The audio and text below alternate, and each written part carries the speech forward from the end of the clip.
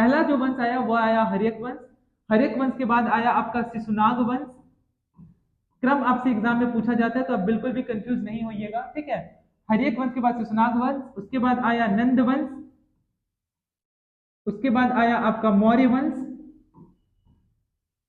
उसके बाद आया आपका शुंग वंश, उसके बाद नेक्स्ट है आपका कर्ण वंश, और अंतिम वंश है आपका सातवाहन वंश।